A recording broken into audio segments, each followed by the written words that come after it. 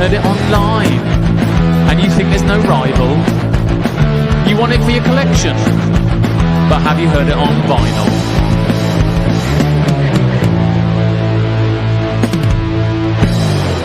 Hello and welcome back to But Have You Heard It on Vinyl with myself, Simon, and over there is Danny. Hello, Danny. Hi there. How you doing?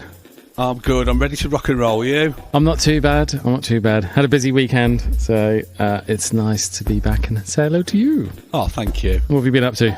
Honestly, before you came and interrupted me, I was watching the X-Men. So oh, okay. Let's crack on, yeah? Yeah, that's fair enough. You want to finish it? Okay, I get you. Whatever. I'm ready to get back to my film. You're ready to eat. Yeah, I've just driven from Nottingham, so I'm ready. It's a short episode this week. It's only 10 minutes. There's no feature. There's no vinyl countdown. Nothing. Okay, wow, that's actually not true. Lies. As per usual, we're going to be talking about what we've been listening this week, which is going to be very varied, I think. We've also got the vinyl countdown, which we're up to 1977. The feature is two massive landmark albums. How old are they now? 60 years old. 60 years. So that 60. Is Bob Dylan's Blonde on Blonde and the Beatles' Revolver, which are both our favourite albums by these people, so that's going to be a good one. Wow, my favourite album by the Beatles. I don't know if is Blonde on Blonde your favourite one? Oh god, yeah, it's probably my favourite Dylan. We'll get into it. Yeah, cool. And then we've obviously got some new things that are coming out. There's quite a big list this week, so should be a good one. Might leave some for another episode so we don't run out. Anyway, let's crack on. All right, well, I think in the last episode I did say I might duck my head down to Record Store Day, which in the end I did. We didn't get there till the afternoon. We had stuff on. How it actually went was Record Store Day is absolutely shit. We're not doing it. Blah blah blah. 5 minutes later, I've just been to Record Store Day. Yeah, that's the one. I've got to look like I hate everything and I'm a miserable bastard. But there was one thing I really wanted, so I was kind of going, I probably would pop down for it. But I didn't queue up or anything. We head down about 2 o'clock in the afternoon, and there was still a queue. I was only in the queue for about 5 minutes or so. It wasn't long. I spoke to Dave, who's the record store owner down at Black Circle Records in Leighton Buzzard, and he sold out of everything. Monday morning, nothing's left. Do you know, it's weird. We keep saying, every year, is Record Store Day dead? Is it this? Is it that? This year, the queue seems to be massive everywhere. Yeah. Everywhere you look on social media, it's like, Jesus Christ, people are still going to this thing. So it's me, I'm the asshole. No, I think from what he told me, I think he had over 200 items of stock, and I think he sold out of everything.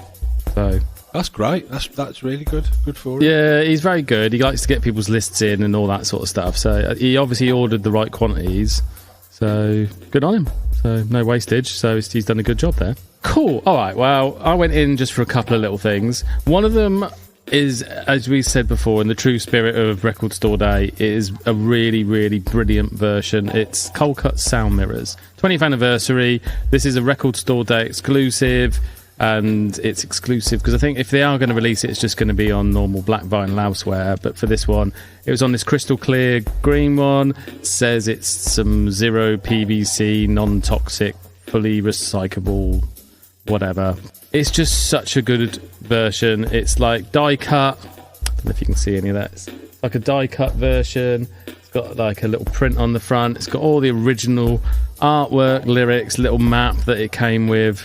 And it just sounds absolutely amazing. So I was so happy getting this one. It really sort of took me back because I remember this coming out in 2006. It's the 20th anniversary, as we said. I'm a big fan of Cold Cut and Ninja Tune. And to be honest, the more I listen to it, I realised it's probably one of their more solid albums. They're one of these sort of people who I really respect. Saw them live, 97? No, 98? Can't remember. Really impressive live. They got like 4 decks, really cool visuals and stuff like that. But their albums I always found a little bit self-indulgent and patchy. They seem to like spoken word things and God knows what else. But this one was really good. Absolutely amazing version of the album. So I was really, really happy with this one.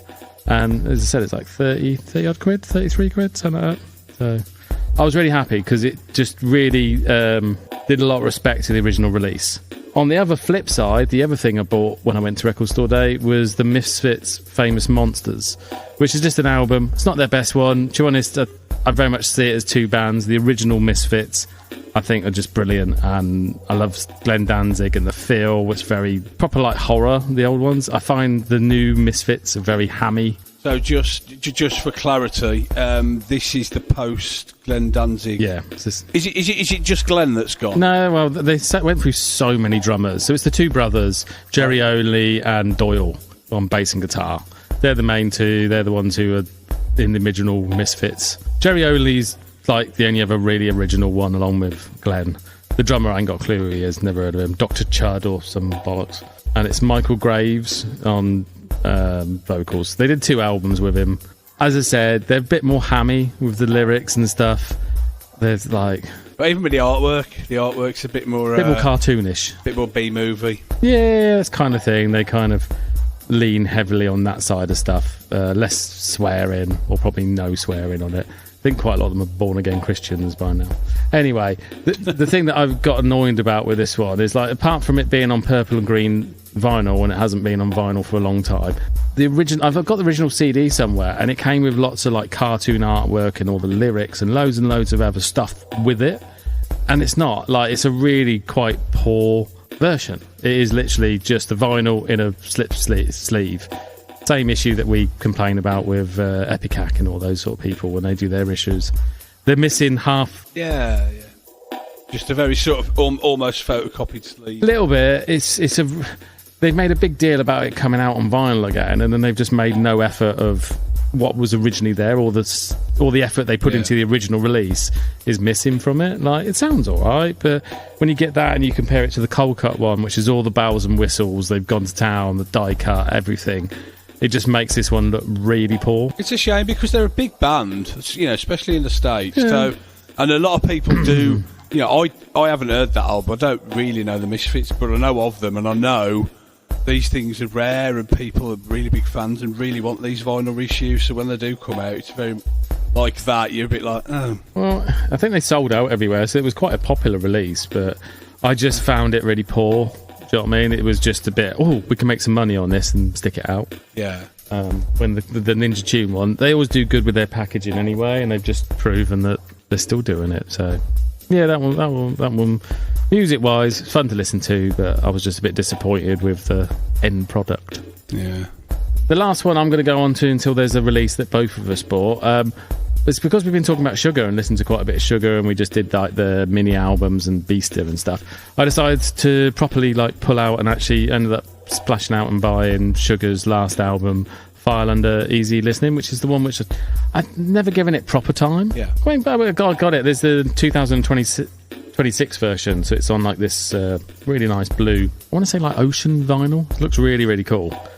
Sounds great as well, so listen to that one. I've really enjoyed it more than I had. I think we've said it before, I still find it very side A heavy, but I've had a bit more time for the second half as well. I'm not the hugest fan of, is it the bassist who does the other singing on the album?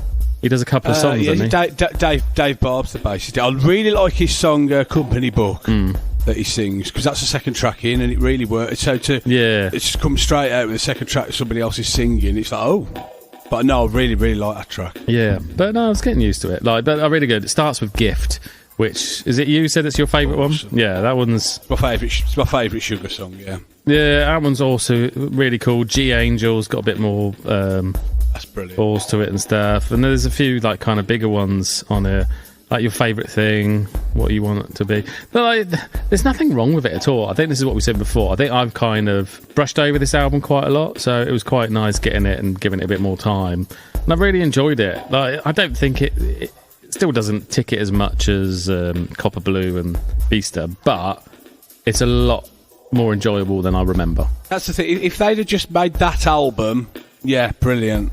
But because they've hit such heights with the previous two, and even a lot of the B-sides, especially around that Fuel era, you kind of think maybe that should have gone on the album. Maybe the song on the album should have gone on the B-side. I don't know how they did that. Whether they just recorded a load of songs and they just that'll do, or You know, I just feel like a little bit more thought. They could have made a stronger album. Yeah, maybe. Because that was one of the Record Store Day releases, wasn't it? It was all the B-sides, like singles, box set, wasn't it? 12-inch one. Yeah, like I've got where was it? I got this one from years ago on CD, which it's like the big box set one, which has The Joker's Always Honest, sometimes the live one, and B-sides and all the promo things. Like, no, it was cool. So it was good. It was good reliving that one. So I do enjoy it. The artwork's a bit weird. Kind of looks like someone's dodgy 60s wallpaper. But I like that all the singles have got a variation on it. Yeah, no.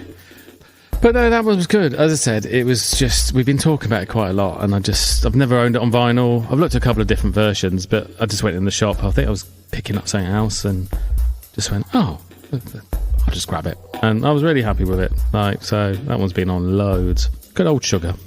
Good old Sugar. And they're back. Yeah. Yeah, I'm interested. I want them to be, like, if they are coming back, I want them to be great and see where they go with it, but I'm waiting. I don't know why, I just won't be long. Yeah. Okay, well, the last one for me will also be the first one from you, because we both bought the same album. We decided to not make a feature out of it. Is the Melvins with Napalm Death, Savage Imperial Death March. Their split album. So this one came out last year, is it? On Amphibian Reptile, and now this is the Epicac release. That's it. And I think there's two extra tracks on this? Yeah, from what I read, it was originally... I think it was originally a 6 track. So how many is on there? There's 4, 5, 6, 7, 8. Yeah, so there's 2 extra ones, which are the 2 instrumental ones, isn't it? Is it Awful Handwriting and Comparison is the Thief of Joy? Mm-hmm. Which are the 2 ones which, to be honest, stand out as just... I don't know why they're there. Yep. Maybe it was Ipecac saying, "Yeah, we'll put it out," but what else you got? It's not quite a 12-inch. It's not quite an EP. It's not quite an album. So, what do you want to do with it? Yeah, it's just you got another Mackie Osborne front cover, which is awesome as usual and weird and God knows what else. It's very different to our usual stuff. Yeah, it is a little bit, but it is cool. I do like it. I think I got the Indie Record Stores version, which mine one is... What colour's my one? Purple. Like a purple. Mine's blue. You got yours directly from them, didn't you? I did. And it came on time, weirdly. We've both said a similar thing, because then it's a split album, and they made such a big deal over going, wow, it's true collaboration. It still sounds very Melvins heavy, doesn't it? I don't feel like... It wasn't quite what I was expecting. I was kind of really looking forward to a real mishmash of both the grindcore style and the stoner experimental style of the Melvins. Yeah, totally. And it has moments. They've been friends for years. They've toured together a lot. Yeah, and it kind of felt like, right, let's work something together. Let's do this. Let's work. Let's make an album together. It's a little bit flat. It's a little bit flat. Not horrible. It's a Melvins album, but I think that's just it. It's like Melvin, because the last few Melvins albums are more on the experimental side of their catalogue, and it just feels like a continuation of that. It feels like Buzz has just wrote it and then gone to Napalm Death. Do you want to come play on this? Rather than a true. I don't feel like they've wrote anything together. It just feels like a Melvins album and Napalm Death are on it. Yeah, like I was kind of hoping for some nice little blasts of just something fast and noise and a bit more heavier. Like as you said, like Barney kind of sounds like he's just been tacked on later, and everyone else has just gone in and Buzz has gone, well, here's the song I've written. I'll teach you the riff and see where you're going. Yeah. And like it starts off well with tossing coins into a fountain of fuck, which is a great song, but it does just sort of sound like a Melvins one, but it's got the heavier vocals from Barney, a bit more of a guttural bass going on because obviously Shane's on it. And that kind of, you think, oh, okay, all right, let's see where they're going with this. Good start. That kind of feels like it's nearly there. A little bit. And then you got Some Kind of Anarchist, which the beginning riff I think is great. I love the start of it. I love the main thing. But then it slips into the pattern that Melvins have got more and more into, where you have a song which kicks off with a riff and a half and a blast, and you're thinking, this is going to be an absolute tune from start to finish. Yeah. And then suddenly it just kind of stops and then just goes into noise and I don't know, just stuff for then till the end of the song. There's no... It just peters out. Yeah, and it just makes... Yeah, they seem to like making an 8-minute song when really it's a 3-minute song with 5 minutes of fucking around. Yeah, essentially, yeah. Yeah, I don't know what it is about it. But then they do that on quite a few tracks, really, isn't it? Like, Awful Handwriting, which is one which wasn't on the original release, is just a bit of a drum beat and someone pissing around, from what I can tell. It doesn't really add anything to the album. 9 Days of the Rain, awesome track. Another one where but it is, as you said, a Melvins track with Barney coming in and out. I think he's got a really minimal part on it. He just sort of repeats what Buzzo's saying. Yeah, it's like having a first class sort of backing rhythm section. Rip of the God, also sort of similar thing. Problem is, my highlight on the whole thing is Stealing Horses. That one is one of my favourite tracks on it. That's the real fast-paced one with them just screaming. That one. That is that is the one that's more like what you would expect to hear from a collaboration like this. Yeah. I was kind of hoping, overall, it'd lean more towards Napalm than Melvins. Yeah, I'm with you on that one. It would have been nice for them to be given the riffs and then Buzz interpret it or adding his flavour to their things, but it is a Melvins album more than anything else, which we've said, isn't it? And it's like, I would like to hear a Napalm Death album with like Buzz, maybe Dale contributing to that, and see if you get more Napalm than it's I don't know. It's just what could have been. It's a bit more tantalising than what actually is. Yeah, exactly. Yeah, I think on paper you see it. Like I think my record store man, when he went and handed it over, he goes, "That's gonna be harsh on the ears," and it really isn't. No, it's they've done a lot more sort of disturbing stuff, just themselves. Oh, because didn't Buzz used to be in Venomous Concept, which was with Shane, and that was a lot more grindcore, so they can do it. I mean, I'm not going to knock it, because and Melvins do what they want, which is the beauty of it. And the perverse thing is the fact they made an album with Melvins and Napalm Death, and it doesn't sound like what you think an album Melvins and Napalm Death would sound like. It's kind of a victory for them, because he's a contrary motherfucker, isn't he? Yeah, and then you got comparison of A Thief of Joy, which doesn't need to be there. That's just mindless noise for fucking way too long. And then Death Hour finishes off the album all right. I kind of like the little tribute to is it Van Halen at the end? Someone pissing around with a keyboard. Bit of fun. But yeah, it was just, I think I just wanted more out of it. I was just really hoping for something quite disgusting at times. And yes, disgusting, that's a good word. You wanted something a bit nasty. A little bit. I just wanted some blast beats with proper napalm screaming and really fast riffs, but it is just stock.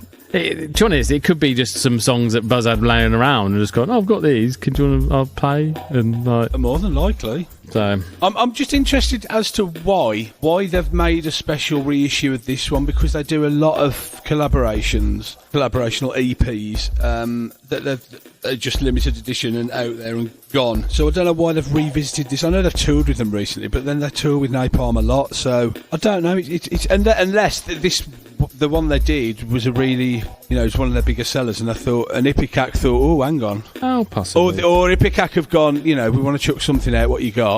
You normally due a new album around now, what you got? And they're like, well, do you want to do something with this? Oh, possibly. We said ourselves, it sold out in seconds on Amphibian, so maybe they just... Yeah, they always do. But there you go. So that was our little crossover. So apart from that, what have you been listening to? Well, first thing I'll mention, and a million miles away from grindcore and Melvins, I've picked up another. After bemoaning for ages, I couldn't find any Tragically Hip in the UK, at least at a decent price anyway. I've managed to pick up their, I think it's their second or third album, Road Apples, on lovely, sort of like, I haven't got a record this colour actually. It's very pinky sort of red. Oh, okay. It's like a washed out red. Like if you've got a red t-shirt that you've washed over and over and over, it's a bit of that. Cool. I picked that up it just came up on eBay, and I was just like, oh shit, I'm having that. I mean, I'm not really, just lately, I'm not really listening to this kind of stuff, but my issue is I go to shops and I go to fairs and that, and I come away with nothing because I'm only shopping for what I'm currently listening to. Yeah. And even if it's bands I love, I won't look for it, it doesn't enter my thing. So I'm trying to get out of that groove so that when I am looking on eBay or Discogs or something, just scrolling through and I see something I like, I'm just going to buy it, because even if I'm not going to listen to it now, this minute, I'm going to listen to it at some point because I love these bands, So I've given it a listen. I've only listened to it once this week, but it's it's brilliant. I've only got sort of like 2 or 3 Tragically Hip albums, and this is, like I say, this is the one before the one I really, the big album, and it's kind of heading towards that way. It's not quite there, but there's some great stuff on it. It's sort of groovy, sort of indie rock, really. 1991. There was a lot of stuff going on in 1991, but they're still in their own little sort of stony sort of groove, I guess. But they've got some of their classics on here. The ones that people would know. If you know Tragically Hip, you'd know, like Little Bones and Fiddler's Green, which is a big one in their catalogue. But yeah, glad I picked that up. I've been keeping an eye on it for a while. It's normally sort of 20-30 quid, but this was new for a tenner. I don't even think there was postage on it, I don't think. And I was like, shit, quick, get it. That's pretty good. Yeah, the only other one really, I've been listening on vinyl this week. I've been at work a lot and streaming and stuff. I've had another Wire album out, 154. Oh yeah, I did check out Pink Flag. I enjoyed it. Not too bad. Yeah, I need to listen to it more. I only listened to it like once. It's obviously stuck out the one which Elastica ripped off, but completely. Wasn't quite what I was expecting, but it's definitely something I'm going to listen to again. I did enjoy it. Yeah.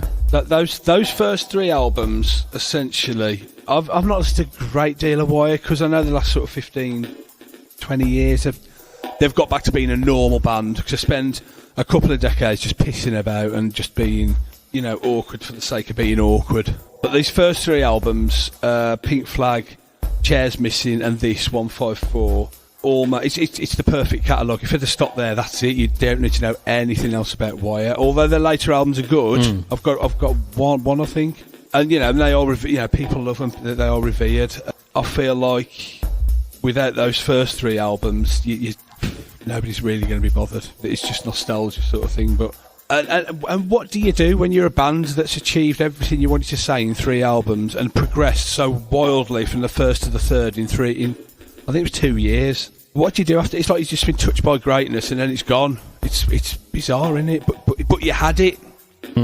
So I pulled this one out for some reason, because I know Chairs Missing very well. That's the one I listen to probably the most. I don't know 154 as much. I love the sleeve as well. It's just weird. It's just got loads of random sort of colours and shapes, like art deco sort of thing. Okay. And it's that thing where I love a sleeve that doesn't tell you what it is on it. I know, but you can say that about the Pink Flag. There's not really much to that one either, is there?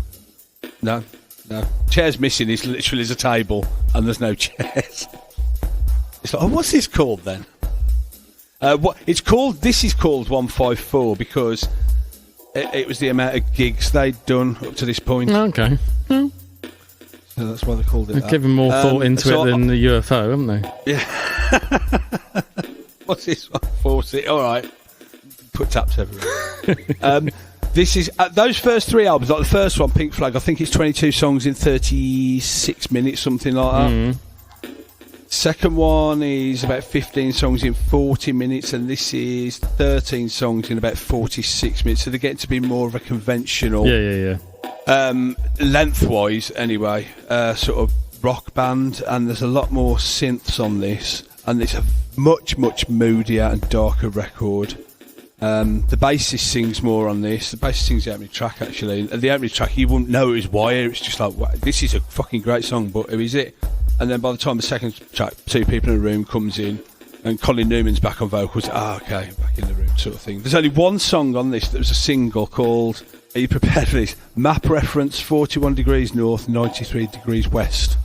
That was the single. Right. Catchy as fuck.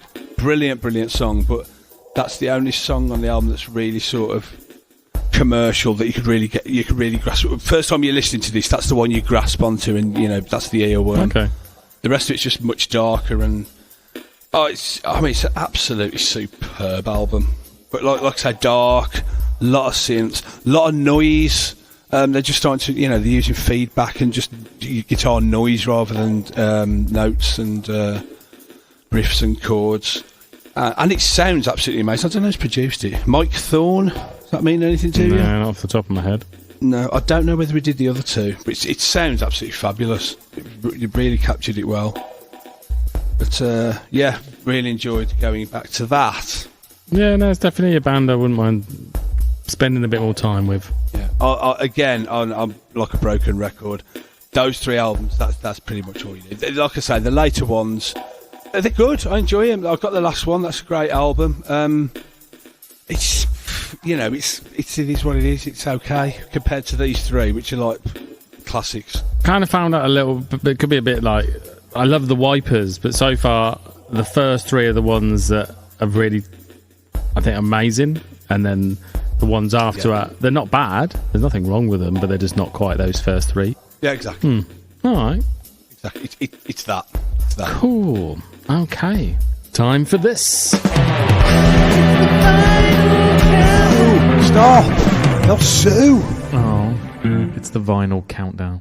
And this week's vinyl countdown is brought to us by the year 1977. And what 1977 have you chosen? Oh, it's a good one. It's a bloody good one. I didn't pick up on this till 25 years ago. Pink Floyd, Animals. That's your favourite one by them, isn't it? It's my favourite Pink Floyd album. It's one of my absolute just favourite albums. Full stop. Yeah. Obviously, I was like 2. I wouldn't have known about it. What I will say about Pink Floyd and certain other bands is, I just remember as a kid going shopping with Mum, and like in Tesco's or Hillard's or wherever we went, and they'd always have the your records there. Obsessed with records even as a child, of course. And I always remember seeing Animals, like I always remember seeing Rumours or these classic albums. You just remember the sleeves, don't you? You don't find out what they're actually like until years and years and years later. But I always remember seeing Pink Floyd albums, because I was always intrigued by the sleeves. And I always remember picking these up and looking at it thinking, like this, Animals, there's 5 songs. Why is there 5 songs? How long is this thing? That's weird. And then finding out later that one of them's 17 minutes, one of them's 10, one of them's all, and thinking, oh God, that sounds like fucking hard work. But I think you just need a certain level of patience and understanding, I think, to get Pink Floyd. But I think once you're in, you're in. These songs sort of breeze by. There's nothing particularly they're not difficult to overcome. Do you know what I mean? Even stuff like Shine On from Wish You Were Here. Once you get into it, it's stuck with you, isn't it? It's not a drag. They're just long. Their production's always very easy on the ear, so you don't get tired listening from that point of view. And then there's always stuff going on, like melodies and God knows what else. So yeah, what could be 17 minutes does slip past reasonably quick. Normally, you got about 4 minutes is just the intro guitar line before you even get to the first vocals. So this one's a different one, because you start off with Pigs on the Wing 1, and the album ends with Pigs on the Wing 2, which is like a minute and a half acoustic thing. I think, is it Roger singing? It's Roger singing. He does most of the singing, doesn't both. He? Yeah, he does like, from sort of Shine On onwards. So if you say you've got 5 tracks, and if you discount the first and the last ones immediately, because that's like 3 minutes of acoustic and vocals. So then you've got 3 tracks covering the remaining, 35, 36 minutes. So the first time you listen, you're thinking, fucking hell, what's going to happen here? But it's just absolutely astounding. So Dogs is the first one, the lengthier one, and that, I think it's about 17 minutes, 18 minutes, something like that. But there's so much going on, which is unusual for a Pink Floyd song, because normally the longer ones they kind of settle in a groove for a long time. And this one, you've got an intro, verse, almost a chorus, you've got a breakdown in the middle, and it kicks back in harder at the end. And then pigs and sheep, kind of, especially sheep. Sheep's, as far as Pink Floyd go, it's fucking vicious. Sheep's the one I remember the most. So I think I had it on, or my brother had it on a compilation, which I think we talked about. Maybe Lap of Reason, or what it was called? No, I can't remember. There's the one with the two people dancing, whichever that one was. Oh, 10, is it 10 gold, 10 dance? Something. Whatever it's called, something like that. But yeah, sheep's, for Pink Floyd, it's really pacey, and it's some really sort of nasty, sort of spiteful lyrics. And it's really sort of shards of guitar. It's really, for them, it's really, really. But I love this album so much. It's chilled, but it's aggressive when it wants to be, and it's hypnotic, and it just sounds so warm. So this is the one after "Wish You Were Here," is that right? Yeah. It's positively feral next to that one.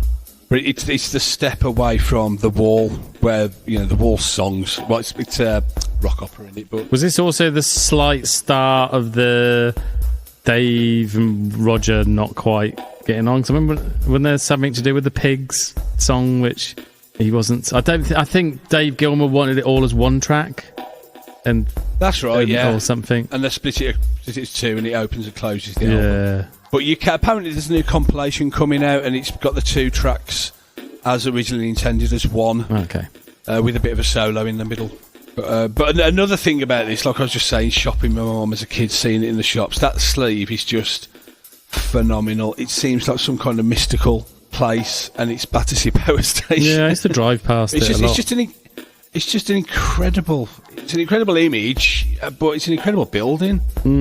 And then just have the pig floating is just, I don't know what the concept of that is, but it's incredible. I just absolutely adore it. No, it's a classic album. I do like it. It's not my favourite, but I've still got a lot of time for it. That, I think, from Medal to The Wall, I thought was very much their peak. They couldn't do any wrong, really. Oh, absolutely. And I do like. There's not a Pink Floyd album I don't like. In fact, I love most of them, but yeah, this is the one for me. Absolutely love it. Perfect. Well, great choice. There you go. What did you go for? You went for punk, I went for more punk, yeah. Well, I've gone for The Damned. Damned, which was... after talking about the Ramones and sort of going, well, they were punk, but then they weren't quite, or whatever it was. The Damned were the first English punk band to release a single with New Rose, and then they were also the first punk band in the UK to release an album with this one. Yes. What I love about The Damned is I find you've got like the Sex Pistols and the Clash and all these other, even the Ramones, and like the Ramones were never, I'm trying to think what they were never chaotic, do you know what I mean? They were just the Ramones. I think the Sex Pistols and the Clash, I found that they were very structured and organised chaos, because it was all very marketed and intentional. The Damned, on the other hand, were just absolute fucking chaos, and it was just purely because of themselves. It was nothing to do with it, and I always feel that they embodied what everyone saw as punk more than anybody else. Like, there's a good documentary where the drummer from it at the time said, he goes, I've been in lots of bands, I've never seen a band in my whole life which they're so intent, without even realising it, of fucking up their own career more than the Damned. Like, they will go on stage and one of them will say something to the other, and then they storm off and there's a big fight. Like, the Captain Sensible back in the early days was wearing whatever the hell he was wearing, do you know what I mean? He had that big stupid suit on, he might have been in a dress, I think he used to stick drumsticks up his arse, all this sort of stuff, and try and hit cymbal. Like, they were just off the chain, do you know what I mean? Rat scabies, didn't give a shit, setting fire to things. I think Brian James was just trying to just like keep it together. I think he was the most solid one out of all of them. Even Dave Vanian. Come on, guys, we just want to play. Kind of. I think even Dave Vanian was very much like, who else looked like a corpse on stage? Like, he just kind of started that whole thing. But he's just as bad. I think even recent things, they said that if Dave decides he can't be bothered to turn up to a gig, he just won't turn up. Like, and that's still 40 years in, do you know what I mean? They're still doing stuff. I think they got back together at the end of the 80s, and then I think I can't remember his name, Captain Sensible said something and then just upset all of them, and it all went crashing down, and he didn't seem to care, because as long as he was amused. So I love them from that point of view, just because they just embody the whole what everyone thought of punk. I think they're the most punk band around, just because they're just chaos, and they always have been, and they always will be. They're one of the better musicians out of punk. Like, I think that was their one difference, is they were chaotic, but all of them could play amazing. Like, and wrote. Yeah, they could. All of them wrote songs. They were the most varied. Like, from that to Machine Gun Etiquette, which is the best album they ever did. Absolutely love it. To on into like all the other ones, like, and their big link to Pink Floyd is they got their second album was produced by the drummer, Nick Mason. But the Damn Damn Damn isn't my favourite album by them, but I was listening to it recently again, and it is just a brilliant, from a starting point, like, it's just, there's just so much energy to it. The Sex Pistols, I found, it is so solid, and it's just, they're just a good pub band. These ones, you could feel the energy in the room. It could just completely fall apart at any moment. And they had the songs, Neat, Neat, Neat, New Rose, the whole album just works so well. Brian James wrote pretty much this first album. He's done classic songs. Like, for the first punk single in the UK to be New Rose, I don't think you can go any better. Sorry, it was just a classic song from start to finish. I find with the Sex Pistols, they're very, very heavily indebted to rock and roll. Whereas the Damned are a lot more indebted to garage rock. Yeah. Your Stooges, your MC5s, that sort of, the psychedelic scene of the 60s in America. Basically, yeah, that's exactly right. I think they finish with a Stooges cover on this one, I Feel Alright. And it's just, they just sound like they're just having so much fun. It can all fall apart at any point. But they're also just amazing musicians. So there's just so much more attitude and everything just pouring out of this album. It's very hard not to get excited by it. I love the guitar sound that Brian James has, which I think reminds me a lot of Greg Ginn's sort of the Black Flag. Okay. It's got that real similar sort of sound, you know what I mean? And I just love the album. It's just loads of energy, and that just made me love the Damned even more. I remember New Rose. It's just a classic, really. So for me, like, 77... kind of the start of the punk scene over here, and they're the ones I would always recommend to anybody, over the Sex Pistols, over the Clash. I just the shocking thing is that the first time I ever heard New Rose, it was Duff McKagan doing a version of it. I think that was one of the things that I think it hadn't been announced that the Spaghetti incident was happening, and I think they would play it. They got back as the original members for a bit, and I think Captain Sensible made some joke about this is a song by Guns N' Roses and announced New Rose. As opposed to that, Brian James hadn't officially signed the contract yet, and he got really upset and basically tried to punch Captain Sensible, and it all fell apart. And then they didn't talk for like 20 years.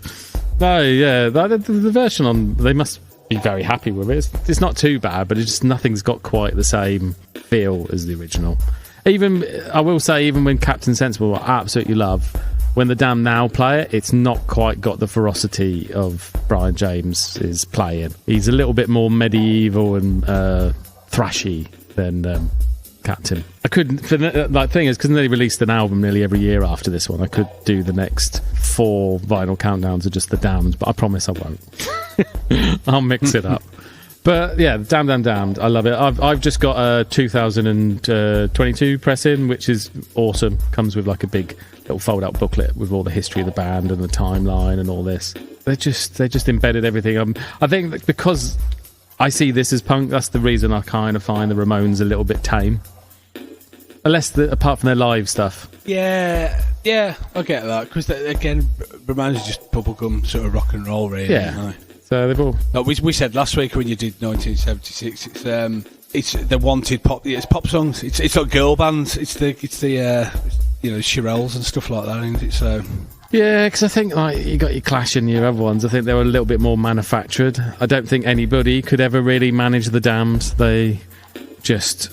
I think now that they're managed by, I want to say the singer's wife is kind of in charge of it, because God knows they get through their members, but I just still love them now. They are what they are. I think they're going to be chaotic until they stop or die. Well, yeah, as long as they're still doing what they want to do, which is what it's all about. Yeah. They're not following a trend, are they? If they were, They'd have tried a bit harder to be a bit more conventional, but yeah, but this is what you get. So that is an absolute diamond classic. The Damns, damn. So that was my choice. Couldn't choose a better one for me. I've loved it this week playing that. Not a bad year. No, not too. Not as good as 1966, which you're about to come to, but not a bad year at all. No, well, there you go. Okay, let's go to the feature. We got a feature, musical feature. Here comes our feature coming up now. Welcome back, and welcome back to what has been. It's been a long time since we've done an anniversary feature. I feel I'm not sure have we done one this year? I feel like I might have done one this year, but apart from that, we haven't done one for a while. So this is a bit of a doozy, because we've done 25 years, we've done 40 years, we've done a couple of 30, 35s-ish, we've done a 50, this is now 60, and a lot of great stuff happening in 1966, but none more great than Bob Dylan's Blonde on Blonde and the most obvious album ever, Beatles' Revolver. What a year that was. Yeah, amazing.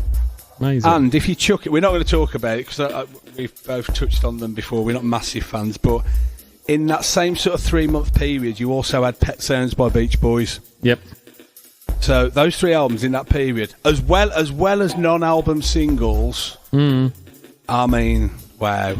Obviously we've got we've decided to tackle the 2 together because it's a big year and it's nice to do an anniversary celebrating some absolutely classic stuff like this. Things that people won't know, because a lot of things we talk about, we're a bit guilty of talking about things that people are like, Yeah. But these are kind of a lot more obvious, even though not specifically, because people know Dylan, they will know the Beatles. They're not going to know specific songs or specific albums, maybe, especially with Dylan. So it's more of a talk about, what was in the water at this point in time, 1966, all these great things happening. And both sides of the pond as well. Both sides of the pond. The interesting thing here is what you've got. I've kind of summed it up like this. I've had a bit of a think about it. You've got the Beatles came about, although they were off Hamburg doing their thing while Dylan was on the rise in America. But the Beatles were a lot more aware of Dylan before Dylan was aware of the Beatles, and then some bright spark brought them together in about 64ish, I want to say, put them in a room, give them some pot and wine, and they became sort of mutual admirers and acquaintances, I think. But they were both on a trajectory on opposite sides of the pond, like you say, and to become the two maybe throw the Stones in there, but they became the 2 spearheads of the decade, and frankly, music since, it's still Dylan, it's still the Beatles, and the likes of the Stones and the Beach Boys and that are all in the background, but it's these 2 artists. What I will say about, if we're talking specifically about these albums, I will let you speak in a minute. What I would say about these albums is Revolver is the point for me where the Beatles are getting serious. They've done the boy band thing, and they're all happy clappy and everybody loves them and they're shaking their heads and smiling. Revolver to me is the point where they're starting to get serious about the craft and making things up and making history, basically. Oh, it's a turning point. It's definitely a turning point. Yeah. And Blonde on Blonde is the point, completely opposite, where Dylan's dumbing down. He's been serious for so long, everybody treats him as a messiah, scrutinising all his lyrics, and this is the point where he's just having a fucking laugh in the studio and just going, I'm not the messiah, fucking hell, I'm just playing music. And people are really sort of shaking their heads and disappointed in him, but you led us here, and he's just like, nah, man. So they're both on opposite paths at this point, and they're about as far apart at this point as they would be, because I think over time they kind of came together with what they were both doing with the mainstream and writing more straightforward sort of songs. But yeah, at this point, quite far apart. What say you? No, it's true. I think if you look at some of the earlier Beatles stuff, there was a point where they were really, really taking on a lot of Dylan stuff. Like, is it around the Halp era and stuff like I'm a Loser, things like that? Yeah, they were really taking on, especially with the finger picking style and slightly more acoustic ones, because obviously they started off pop rock type thing. Do you know what I mean? Or rock and roll, more based by your Chuck Berry type things with the little runs. And then I think they got introduced to Dylan, had a joint with him, and suddenly were writing these more acoustic-y type things. So they I think they were huge fans. I don't think Dylan was quite as much of a fan of them as they were with him. But yeah, no, it was definitely very much a turning point. I think Beatles pre-Revolver was still the pretty boy pop band. Smiles and yeah, OBEs. I think they were very much, the manager kept them on the circus. Yeah, the treadmill. They were just doing the things. They knew what they had to do. They came out, they played the 15-minute set, they went back, do you know what I mean, and all this. Revolver, I can't remember. I think when I was messaging with you, I couldn't remember if this is pre or post them stopping gigs completely. So they'd released Revolver, but they were still touring and playing Dizzy Miss Lizzie and I'm Down and things like and Help. Knowing that they'd just been in the studio making masterpieces like Tomorrow Never Knows and, you know, experimental stuff like Love You Too and Taxman. We'll come to the songs in a minute, but the fact that they made this slab of just future and they're still going out and playing past is bizarre. Yeah, I think they were burnt out completely by this point, because I think they said themselves there was no point in them playing the live gigs. And this album is a side of two halves. You can kind of hear from the Beatles, talking about the Beatles one, not just the Dylan one, but you can very much hear some of the songs of old. They've still got the little bit of rock and roll type stuff going in. Because they do it well. It's in their DNA. It's what they do. Yeah, but then they are pulling out. They've got the songs which are just cello. They've got, you said, like the tablas and the Indian influences, and Tomorrow Never Knows with the loops and stuff. And it was just a lot darker album, which I think's coming a lot down to the fact that I think they were in a darker place. I think they were quite burnt out by this point and don't want to do the whole we're pop guys. Hello. I think I might have my timeline wrong with this. I'm not sure, but there was the "We're Bigger Than Jesus" thing that Lennon came out with, and I think I can't remember if that was around this time or just before or just after, but I think that really knocked them. Because that was the first sort of chink in their armour, wasn't it? Because up to that point, everybody fucking loved the Beatles, everybody, and then they suddenly got this. They then had people burning their albums. Yeah, and then suddenly you've got. You can't say that. It wasn't even a little bit. It was like a massive controversy, and he's like, "Whoa, shit! What? Is that bad?" And the fact he had to sheepishly apologise, well, which he never got over. But I can't. Yeah, like I say, I can't remember if that was just before or after Revolver. It's to be honest, without going back and rewatching the whole anthology thing. I'll give you a couple of hours if you want to come back to me, if you want to fast forward. Thing is, their trajectory was so quick. Like, it sounds dumb. It could have been within a couple of months either way. Yeah. Like, so, yeah, no. So this was very much a turning point for the Beatles. And it's Blonde on Blonde. Is that the one where I'm trying to remember. It's the more electric one, is it? This is, so it's kind of like this is made in Nashville. So there's a lot of country musicians. It's a lot more bluesy. Yeah. There's a lot more sort of 12-bar bluesy kind of stuff going on. Yeah, I have seen the biopic. So that's the one where he was moving away from his folk roots, wasn't it? And that pretty much almost had the same reaction to them saying they're Jesus. People were outraged, weren't they, that he was... Oh, they absolutely were. Because he'd done all this acoustic-y stuff and the harmonica and that. You know, basically have Guitar Will Travel sort of thing. Man of the People and all this. Then he did Bringing It All Back Home, which is half acoustic, half electric. Which was just about getting away with it, just about getting away with it, because people were like, I like the first side, I like the second side, the first side's a bit... And then Highway 61 was all electric, and people went, what the fuck are you doing? What's this electricity? Stop it. Is that percussion I hear? And then Blonde on Blonde is after that, where he's decamped to Nashville and missed all these mad touring he was doing. And it's a mixture of session musicians, a couple of friends and things like that. And yeah, this is like, for me, Blonde on Blonde, this is the absolute height of his wordplay. I don't think... I think... And he said himself in recent documentaries, I don't know where these words came from. They're just open... Put my pen to paper, they were there. It's some kind of divine thing. I don't know where they came from. And it's true that it's so... He's having such fun with words. Some of them are just deliberately throwaway, but the genius is in that as well. And I feel like with Revolver, the Beatles were really pushing themselves musically, whereas Dylan was pushing himself lyrically. Because the music on Blonde is really quite regressive, to be fair. Like I say, there's a lot of blues, a lot of sort of twangy sort of solos, and that sort of, his sort of harmonica stuff. Whereas Revolver's a lot more musically challenging, vocally, lyrically. I'll be perfectly honest. The Beatles weren't a great lyric band. They got some great lyrics, but they're not great lyricists. Whereas Bob, he's a poet. He's all words. That's his thing. Yeah. I think the music was always, I think, the main thing for the Beatles. Yeah. Like, they obviously were quite involved with their lyrics. They did some amazing ideas and stuff, but like they were just experimental. I think from a studio wise, they really, really brought modern techniques and stuff along, because they were doing everything. They were supposedly the first people to invent feedback and discover that side of things. And then they started, can we do tape loops? Can we do this? For them, it was just, the studio was just another way to just express themselves and bring it out. And totally embraced it. What if we do this backwards? What if I'm not happy with this take and I'm not happy with that take? Can we splice the two? Can we get a take? Yeah. Like we'll cut it, like that day in the life. We'll just cut this bit and then we're just going to shove this on with a crescendo and it should be fine.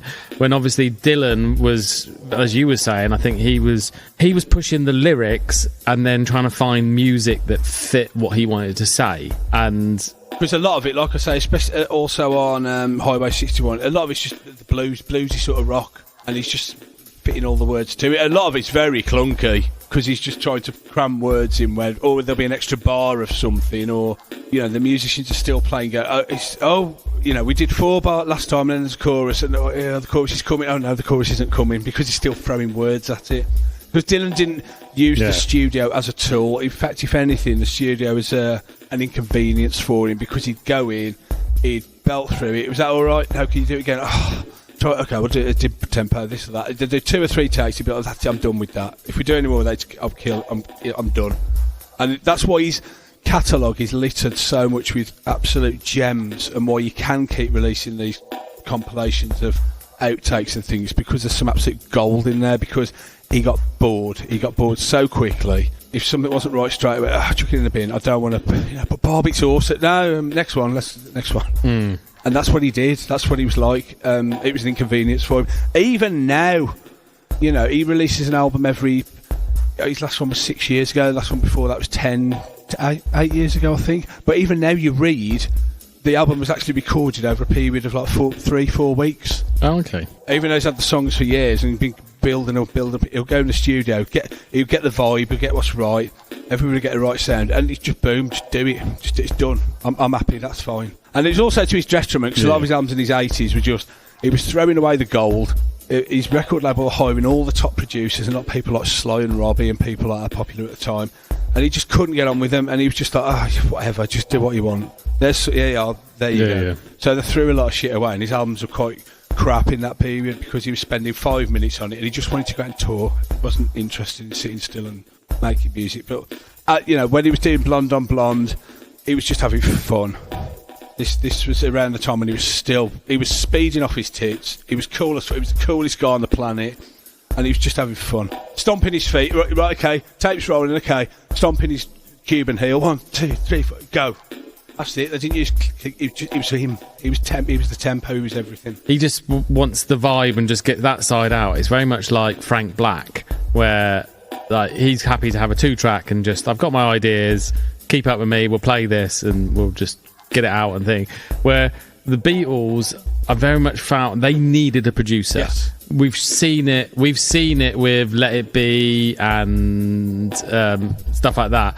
Without a producer, they kind of fall apart. Like, they've got so many ideas. I think they really need someone for the music side of things, less the lyrics, to actually go, no, come on, just put this together. And like, I think when George Martin kind of let them release the leash a bit, that's when they end up doing the White Album, which is amazing, but there's just too many ideas almost. And I think like Revolver, I think even they were teaching him stuff, because I think he was like going, okay, we'll give that a go. It was a mutual thing, because he was very much an old school. Oh yeah, back when recording engineers wore white coats and things, because it was like a sterile place almost. Well, yeah, like he was the one when they first brought in their own song and goes, well, no, we're doing this song, and they're like, well, we want to do our one. And I think the you could start really hearing the difference on, say, Revolver's album with the difference of the songwriters, their personality. Because originally it was all Lennon-McCartney. You kind of knew which one it was. But you knew which one it was. You kind of knew which one it was depending on who's singing, but it's very much coming out more. And I think also this was the first album that Harrison started getting a lot more confidence. Getting the opening track, I mean, Jesus, that's a big deal. Yeah, and Taxman was just such a great track. It's still enough of the old school, but it's got a little bit more venom to it. It's a spiteful track, which is great. And then Eleanor Rigby very much is a McCartney song. It's the lovely cellos and all that sort of side, and his is always a lot more storytelling, I find. He's always got characters who are telling a story. Never great stories, to be fair, but yeah, he does write a good story.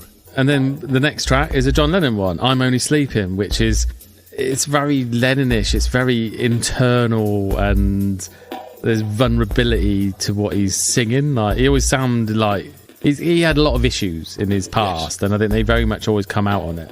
So it was great. The Revolver, I think the only track that I'm not a fan of at all is Yellow Submarine, which I hate with a passion. Oh, I'm glad it's not just me. Oh no, it's awful. Like, it's perfect for the Yellow Submarine soundtrack because I don't like listening to that soundtrack anyway, so it can stay. Absolutely, stay there. But this one has just got loads of really. Just quickly digging into some of the tracks, like. I really do love U2, the one with the sitars and stuff. Brilliant. It's very different. Brilliant. She Said, Here, There and Everywhere. This, as I said, it's enough of the old Beatles sound, but it's darker. It's got a bit more grit to everything. Good Day Sunshine could have been that's probably the lightest one on the whole album, and that could have been on many other albums by Paul McCartney. Anya Bird Can Sing, classic. Dr. Robert, that's the real skiffly track, which I really, really like. But I think the highlight for me of the McCartney side has got to Get You Into My Life. Oh, really? I don't know what it is about that song. Okay. Yeah, I really like that one. I do love that song, but for me, the McCartney songs on this album are Here, There and Everywhere, which is beautiful. And what was the other one? For No One. Oh, that's incredible. That's because it's not a typical McCartney song. It's kind of okay. It's a bit off. It's a bit off centre, you know. But yeah. But got to. I always used to get Got to Get You My Good Day Sunshine. I always found they were quite of a pair. They're both that sort of jaunty, sort of big chorusy. But Got to Get You My Life is brilliant. It's really explosive, isn't it? It's very. A lot going on. It's just a really catchy one to then go into Tomorrow Never Knows, which is probably one of my favourite Beatles songs ever. Of course. Absolutely. I love it. I ain't got a clue what that noise is, but it's just amazing, the sort of squealy noise and the drumming, and just every part of that song is pretty much telling you that from now on, the Beatles aren't going to be what you want them to be. Absolutely. And I'll be interested to know. I mean, I read a lot about this sort of stuff, but I don't know at what point Tomorrow Never Knows came into the writing process for the album. Was it early on and they built the album around it, or did it come later? I'm not quite sure. I want to say on the anthology CDs and stuff, I think there is an early demo of it which doesn't have all the samples and stuff. I think it's a lot more just almost along the line. I could be wrong, and someone can quite happily say what the hell are you talking about, but I kind of remember it being more of just along the lines of the Indian sort of track where it's just sort of one chord just sort of strummed with him kind of singing over it with the drums, and then from there they just started experimenting and then added the rest in. So I think originally it was just a bit of a nothing song that then became something amazing, but I could be wrong. I just kind of remember hearing one of the demos on one of the anthology ones. But then on the other tack is you've got, this is a band that, you know, bands now go out, do an album tour, rest for however long, go back to writing and doing another album. The Beatles, you're talking about a band that are constantly on the go and just snatching studio time here, there and everywhere. And up to this point anyway, after Sgt. Pepper, it was very specifically there was just a studio always a studio just there for them, wasn't it? But with Revolver, it's very much, you're not sitting there going, right, I've got a good idea for an album, we're going to do this and it's going to have this many songs. It was just like they're just constantly recording songs, and then I'll sit down and go, all right, we'll make that one a single, that one to do that, and we'll put that on the new album, and then we'll keep that one, and there's no sort of concept for until they've got a bunch of songs together and go, okay, there's your new album. I don't think there went in with any preconceived notion of this is what we're trying to achieve. Yeah, this is this is a statement. This is because essentially, and then at the end of the day, it's a bunch of songs that just chart their progression. Coming back to a little bit to it, I've got both versions of this album because I've got the mono, the original one, and I bought the stereo Giles Martin mix a few years ago. Yeah. And to be honest, I was listening to both of them, and I actually prefer the mono one. It's just got a bit more punch to it. I think it's also because it sounds what I know. This is very much an album that I remember in my mum and dad's collection. I used to always look at the Sgt. Pepper album, but it was just something about this one that I used to play it loads, and I got obsessed by it. It was my favourite one from Taxman onwards. It was always my favourite one to listen to, and I don't know what it is. I tried listening to the Giles one, and it's still good, but there's just a lot more punch in the mono. There is a lot to be said for specific versions of albums because people might remix an album, make it technically sound better, but you're used to a version that you fell in love with. You know, I've got records that are battered as fuck. I've kept them since, and they're such lovely, beautiful represses and things like that. But I'm not going to buy them because this is my battered copy that I've been listening to for 30 years, and it's served me well, and that's what I'm used to. I know there's a click there. I know there's that there. I know, you know, that sort of thing. So. Yeah, but the Revolver I've got is I've just got the CD. It's the reissue from about 2009, I think, when they reissued it all on a. Oh, is it all remastered? What's it discs on digipacks? Yeah, I've got those ones as well. Like the stereo one's really cool. I love the fact that there's a bit more separation now, and it sounds bigger. But there's just something about that original mono, just because I think it's my dad's copy or it's my mum's copy, and I used to just play it loads when I was 8-9 years old, that I can't get away from that one sound. Do you know what I mean?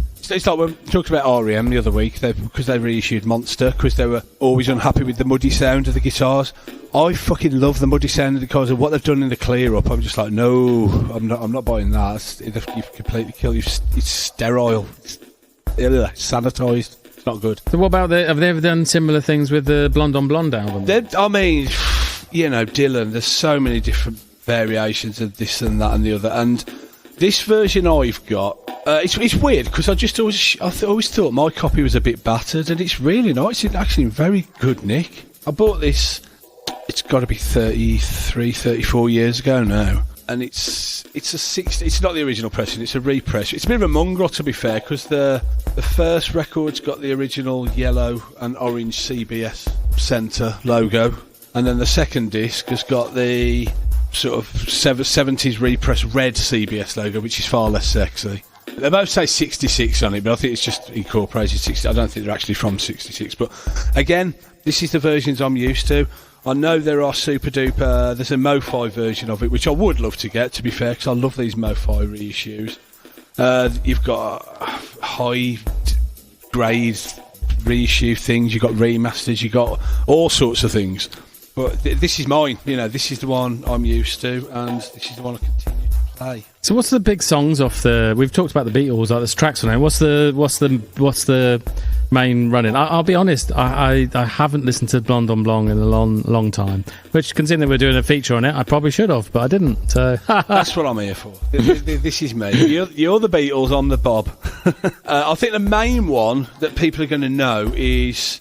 without realising they know it from the title, because when I first heard it, I was like, oh, that's that. It's Rainy Day Women, numbers 12 and 35. Which, again, is an absolutely incredible song title. Where the fuck do you... And then the chorus is Everybody Must Get Stoned, obviously.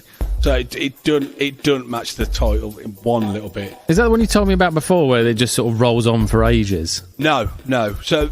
Rainy Day Women is where he's just gone around the studio. No, Everyone Gets Stoned one. Isn't that the one which people goes on? Everybody Must Get Stoned. Yeah. He just takes bits and bobs off. He takes off the trumpets and things. He takes the bits off that. Oh, the trombone. Yeah, the trombone. Yeah. He takes bits of drum kit away. It just takes bits of every instrument away, so everybody's having to bang away with what they've got, and it's all like yeah and all that sort of stuff. So it's really a lot of fun. No, the one I mentioned the other day is the last track, which is Sad-Eyed Lady of the Lowlands, which, if I'm remembering rightly, you have the session musicians in. They're obviously getting paid. You know, they're all on the union, musicians union, so they're getting a rate. And they're sitting there all day, waiting while Bob's just in the corner, sitting, smoking, writing lyrics. And then about 2 o'clock in the morning, he's like, right, okay, let's go. And they're like, oh, okay, you know, they're playing cards and whatever. Counts them in, 1, 2, 3, and they start going. He's like, tells them whatever key it's in. It's okay, it's called this, and let's go.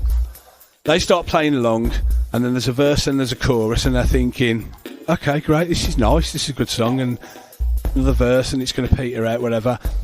And he just carries on and on and on for like 10, 12 minutes.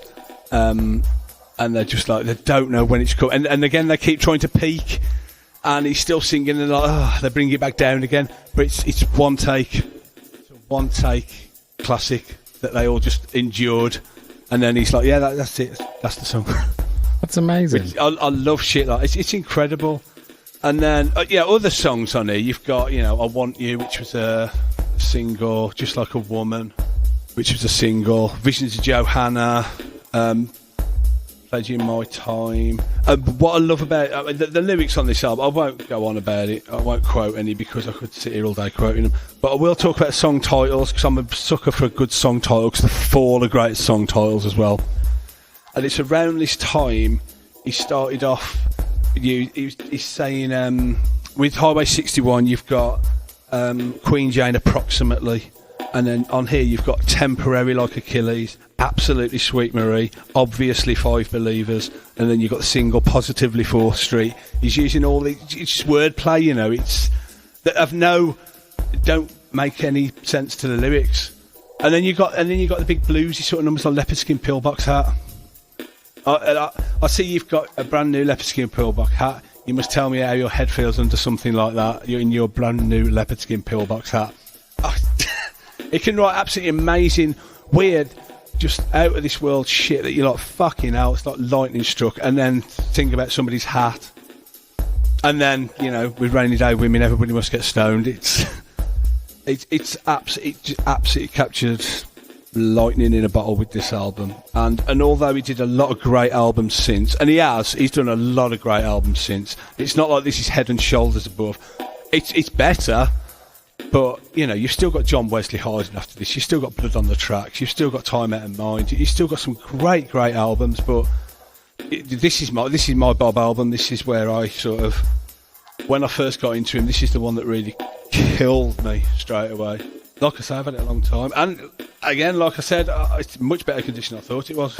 I just assumed it'd be battered by now because I pull it out, just pull the records out. I don't really look at the sleeve, but it's really quite nice, Nick. I've looked after that. I think it was about $5 at the time. I take the piss, but I think I've got 4. I've got Freewheeling, Highway 61, Blood on the Tracks, and I've got Blonde on Blonde. Like, you can't go wrong with that. I have a lot of time for him. It's just it's just one of those ones that's never really clicked. Do you know what I mean? Like, there's a few songs on each one, and I kind of go, oh yeah, cool. I really love the documentary. I can see his influence and stuff, and it really does show the two sides of the pond. Like, it's almost like talking, like when I was talking about the punk things sort of stuff. I find the American one it's a very American sort of side of things, and I find the UK, I think because we're like a little island, we do experiment more quite a lot of the time. Like, probably less so now. I think the divide's got quite big. I'm quite small, but I think America was very traditional in some of their stuff, and I think Bob Dylan was trying to break that by coming out of the folk scene and trying new things. And I think the England's a lot more forgiving with letting people just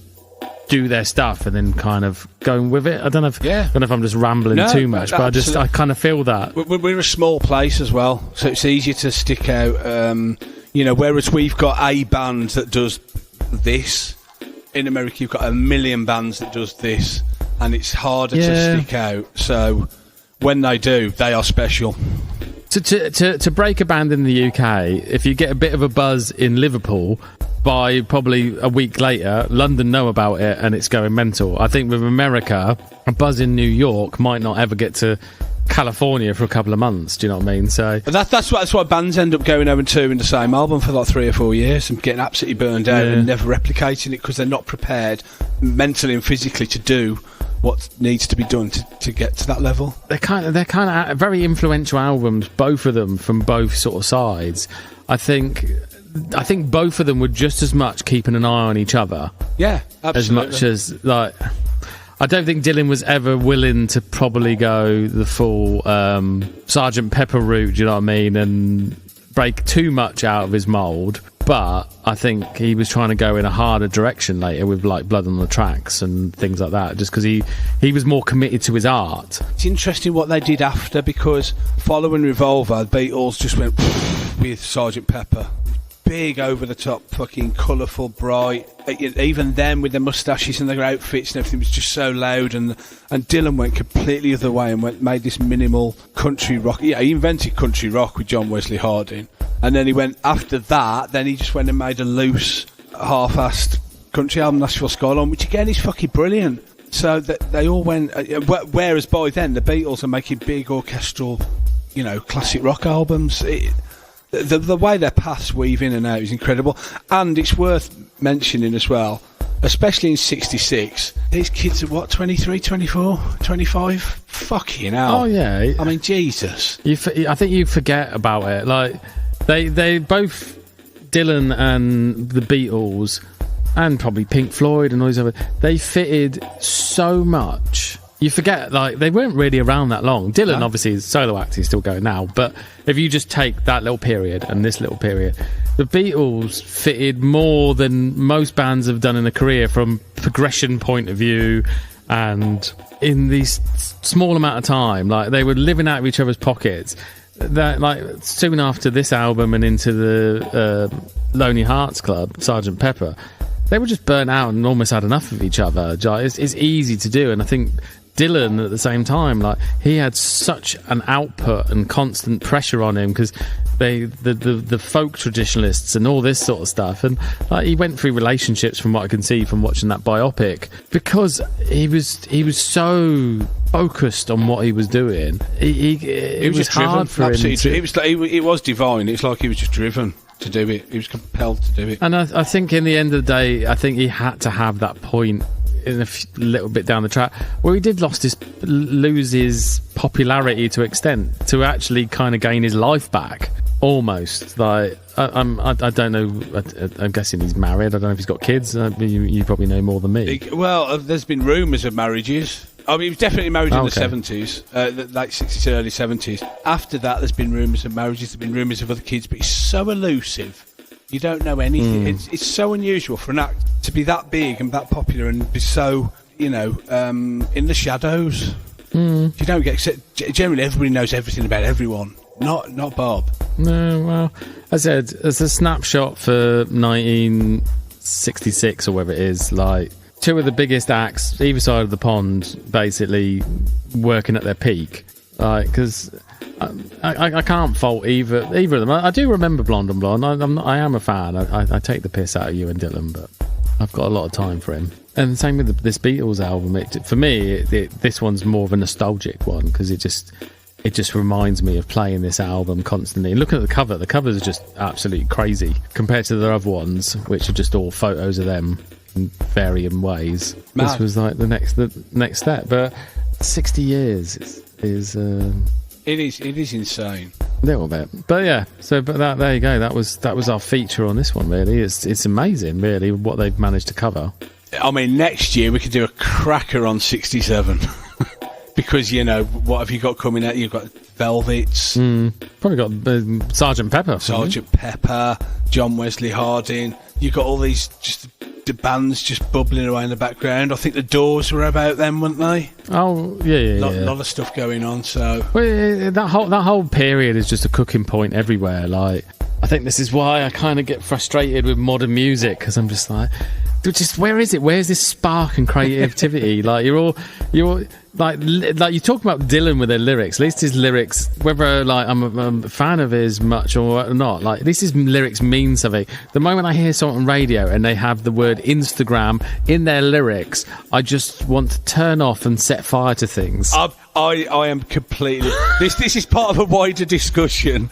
But I am so over. I reached a point a couple of years ago when I just drawing a line in the sand. Modern, it's not for me, and I have to it's not for me. Rather than be the grumpy old man and you're such a musical snob, I'll just go. Do you know what? It's not aimed at me, and it's not for me. So I just kind of ignore it as much as I can, but I do flare up occasionally. Yeah, I was talking to someone again. Yeah, but that's their modern reference points. That's their modern thing. I was like, but it's shit. It's just shit. You know, they're bringing in a new law where people in England, where people born after 2008, I think, aren't allowed to purchase cigarettes. Good. When they come to age, which is great. So, can we have a similar one where people born after 2008 are not allowed to make any music? Find another career path, do something useful. Please don't make it. It's all been done. We've got enough. Thank you very much. It's 60 years later and we're still listening to Blonde on Blonde and Revolver. We don't need what you're going to fucking make. Go and work in the chip shop or something. Thank you. That's useful. Go and work in the chip shop. Send your lyrics and your ideas to these people and they can veto it. Yep. Nope. There you go. I remember me and you can do that. It can be like our own little stamp. Nope. Yep. Nope.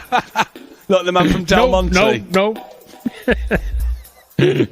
Nope. Yes. No. What did he say? What did he say? It's not good news.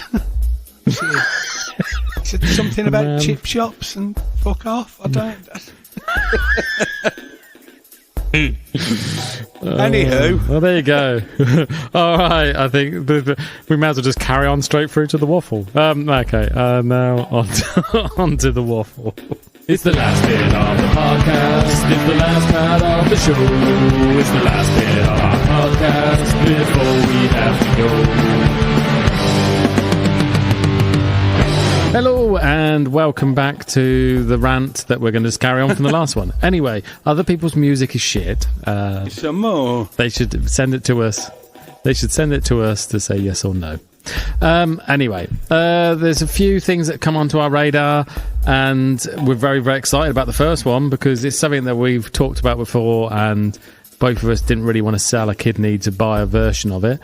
Megadeth have finally announced that they're reissuing their two classic albums from the 90s, Euthanasia and, more importantly, Countdown to Extinction. Yeah, both out in May.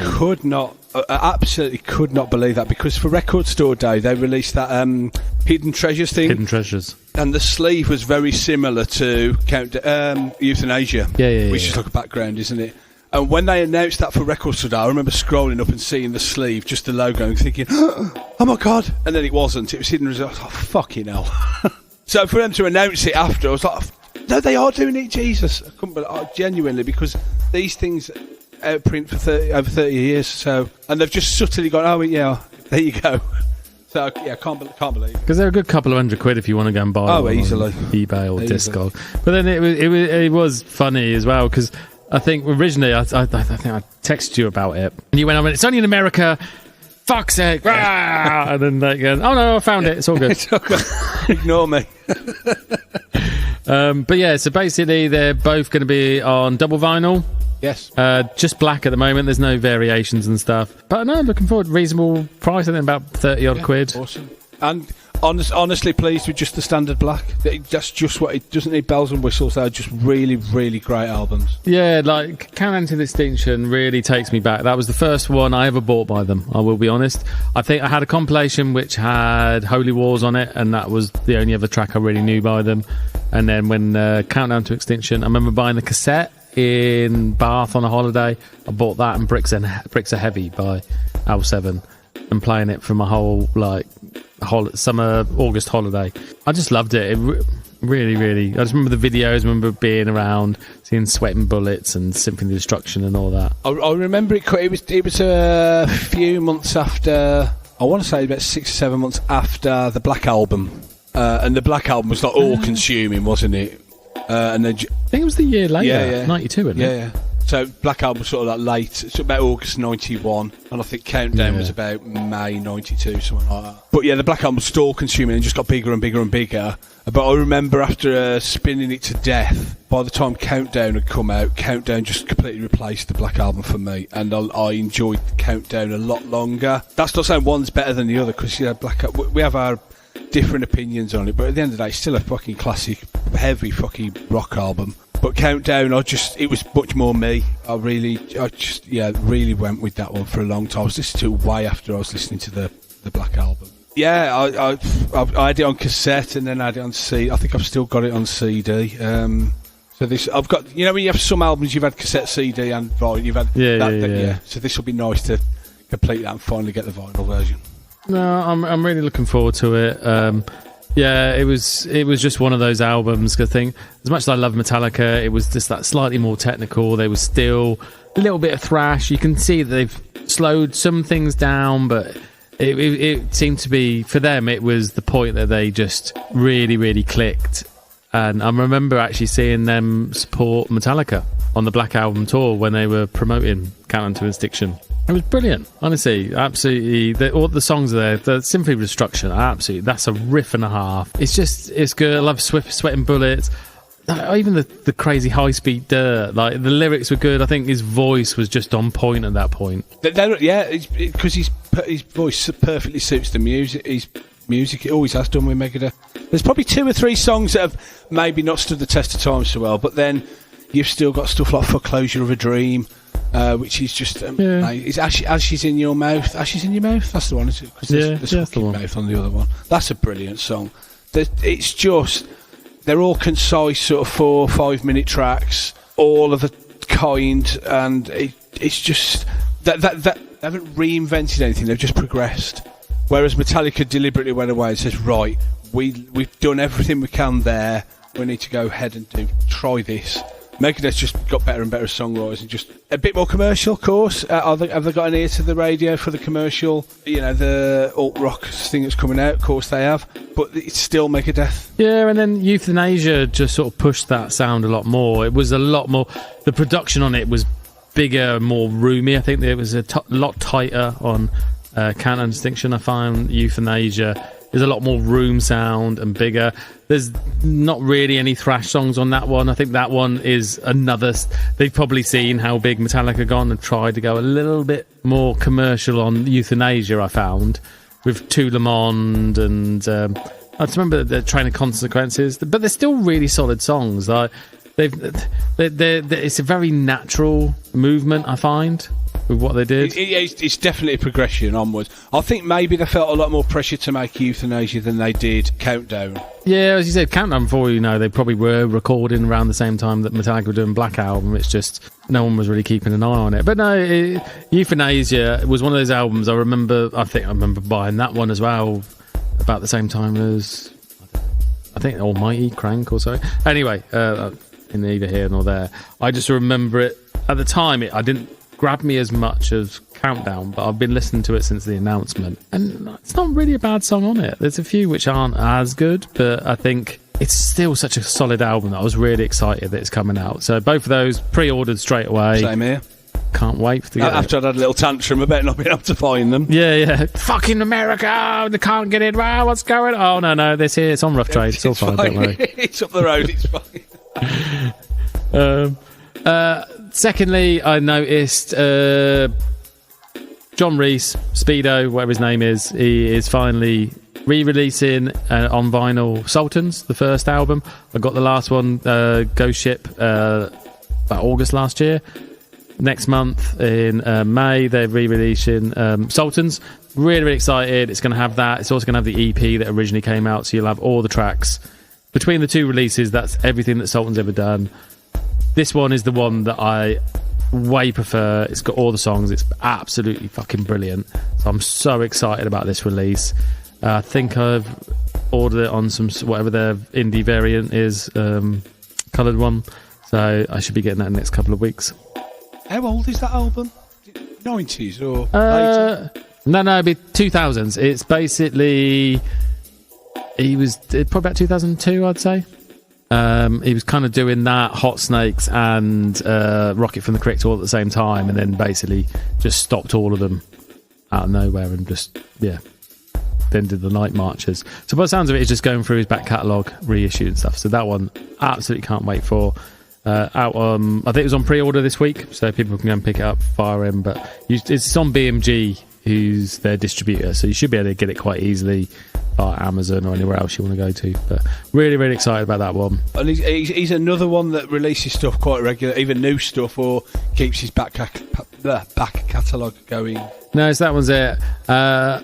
The big one for both of us that we were really, really excited, and both of us straight away pre-ordered without even blinking, was Down 3. They've announced that there's a reissue and a remaster by William Riker. Oh, no, William Riker. He's from Star Trek. Warren Riker. The bloke from Star Trek's remixed it. No way. Yeah, it's crazy. They just got him a guest person. They just said, "Oh, do you fancy it?" Are you busy? Well, the show's kind of wrapped up, so what you got? Yeah, we haven't seen you do much for ages. Are you into music?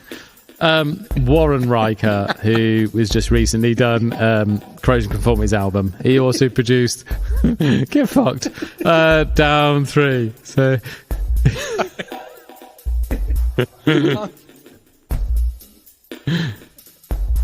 you're making it sound like this is not planned. Oh, I could just see him, that serious look on his face. What have you got? Here's him, Mr. Riker. What? It's not even that's even the character name. He's like, why have you got me in to do this? I've got nothing to do with my music. Well, we just, I think we've dropped a bollock here, lads. We've got to let him do it now. He's famous. Did you not produce this album? No, I'm a fictional character. Oh, do you want to give it a go? How much you paying? All the weed you can smoke, I'm in. Anyway, Warren Riker has just produced Corrosion Conformity. He also did Down 3 and the second album. Dan is still losing in the background, but they've got him back to remaster Down 3, which can't wait for. I saw they've even released the first remaster track. It does sound a bit bigger, a bit fuller. It doesn't necessarily need a remaster job, but it does sound awesome. It's coming out on either black. I think we both ordered via iSaw, which is the UK distributor. Red and black marble. Yeah, so can't wait for that. That is going to sound massive. I love this album. Hopefully they can reissue the second one, and then pretty much I'm up to that. I've seen the EPs. I wouldn't mind getting all the stuff on vinyl. It's just, I love Down. I don't think I've got any on vinyl, to be fair. Got Nola. But I think that's just readily available, I think. Well, I've got that at the same time they reissued Bustin' and Hedgerow, and then for some reason I just didn't buy it, which I feel stupid about now. But this has just come out of the blue. And what's weird about this, and like the Monster Magnet reissues I talked about the other week, they've just come out of the blue, and it's like, yeah, we're reissuing that, and it's coming out next month. And we're all a bit like, Whereas a lot of people are releasing out, they're promising it for ages, and then you've got to wait months for it and that. But this is just an idea that's a bit thin air, we just didn't know they were doing. They've said they're doing it, and it's coming out imminently, so it's a win-win. Everyone's happy. I had a little bit of a heads up just because I saw something on Corrosion Conformity where they were, I think that Warren Riker, he posted something and shut up, tagged him in, and it was just him going, "Oh, what's this? A test pressing of Down 3 remastered," and I was like, "Oh, what's going on?" So yeah, I had a little bit of a twinkling, and then suddenly it's just everywhere that it's happening. Are you all right now? I'm all right. I'm just taking it all on board. But yeah, because I remember you saying to me, going, "I think they're reissuing Down 3." I was like, "Ooh," and then like a day later, they were like, "Yeah, it's here, it's there. There you go. Go and pre-order it." I was like, "Fuck." Exciting. Yeah, no, very exciting. Cool. And then you've got the last one for this week, and what is it? Yeah, and literally I just found out about this yesterday. It was announced earlier this month, but I'm not on Facebook or anything, so I don't see these things. Quicksand are doing a new album, Bring on the Psychics. Yeah. This is coming in July. Initially I was like, oh, fantastic, I love Quicksand. I've only got a couple of their albums. I only bought a very, very, very late to them. I only got them last year, but I really enjoy those two. so the 2 songs I've done so far, so I went straight to Spotify, found the 2 songs, and it was a little bit like the Sugar thing, where they're a bit underwhelming. It was a bit like very, very generic rock, noisy, loud rock guitar. I was like, oh, not bad, by any stretch, but I was just a bit like, because I was about to click the button and pre-order, but I've heard the 2 songs and I'm a bit like, do I want to do that? Or give it a bit of time. Give it a bit of time, maybe. Because, there's different variants, and we know I've been stung with things before missing out, because as soon as I sold out, I'll want it.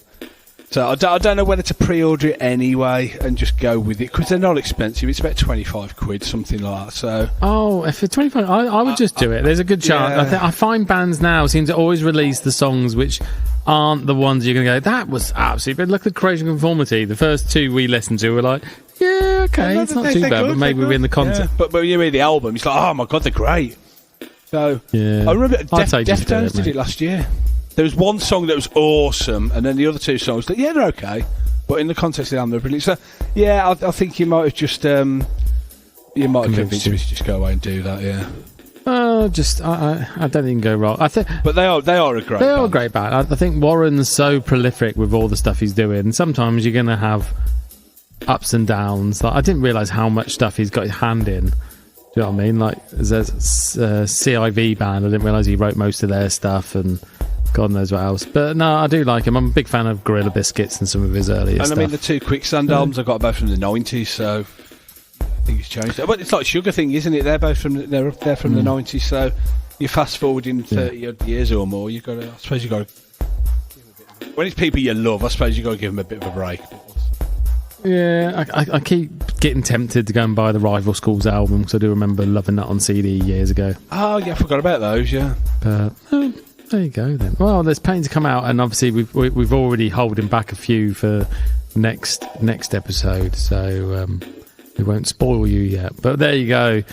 Obviously, if you want to go and check out any more famous Star Trek remixes, just look up. Find out what Spock's been doing. Do we think there's going to be a crossover episode where Phil Anselmo ends up on the Enterprise? I reckon there's a very good chance of it. I think so. That's obviously whatever the new... I haven't watched Star Trek for a very long time. Star Trek Nola. Yeah. It just cuts... It shows you the ship going through space, and it just cuts to the cabin, and it's just thick with smoke. That's it. They've been lost out in the neutral zone. They're like, for 4 weeks. We lost out in space, but they're actually just perfectly still. It's just that they can't see anything because there's smoke everywhere. Oh no, it's all right. We're here. We're still here. It's fine. We need Riker back. We dropped a bollock here, lads. We can try and pitch. We can pitch the ideas. We can try and pitch an idea to them and see if they go with it. Anyhow. Okay, well that's more than enough from us this week. So thank you ever so much for listening, and we will see you in 1978. Goodbye. You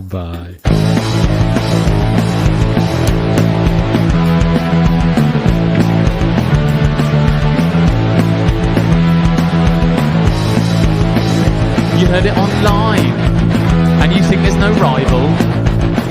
You want it for your collection, but have you heard it on vinyl?